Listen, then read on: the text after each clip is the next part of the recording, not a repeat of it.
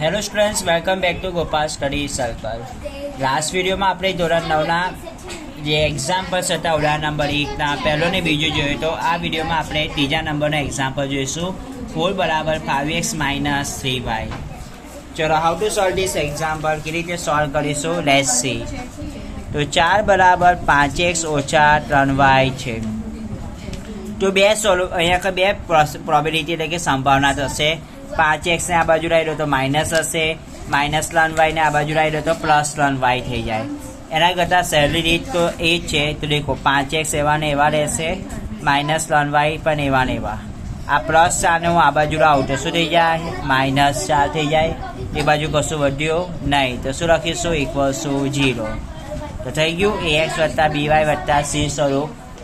ને હવે આપણે દ્વિચર સમીકરણનું પ્રમાણિત સ્વરૂપ ax plus by plus c = 0 સાથે સરખાવતા.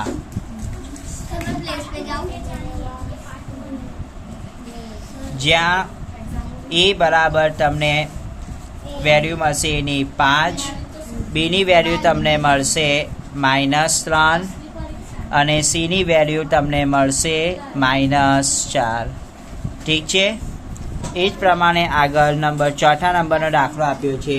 2x બરાબર y છે. શું છે, 2x = y. તો દેખો, અહીંયા મેં લખી દઉં છું 2x = y.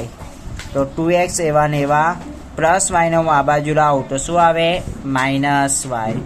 અને પછી અહીંયા સી વાળા પદમાં કંઈ નહીં તો હું લખી દઉં છું 0 અને બરાબરની એ બાજુ પણ લખી દઉં છું 0.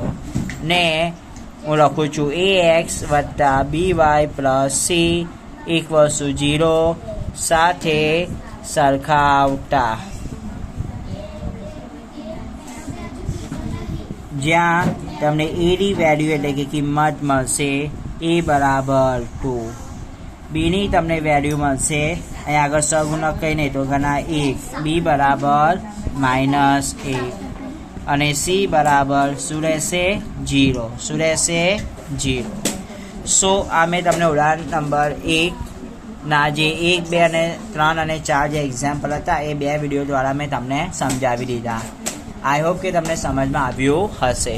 પછી જે સ્વાધ્યાય 4.1માં જે તમે જુઓ પ્રશ્ન નંબર 2 છે ને, કે નીચે દર્શાવેલ દ્વિચર સુરેખ સમીકરણને ax plus by plus c = 0 તરીકે દર્શાવો અને દરેક કિસ્સામાં a, b, c ની કિંમત શોધો.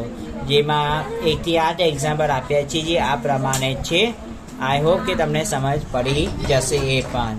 સો good luck and best of luck for this work and thank you.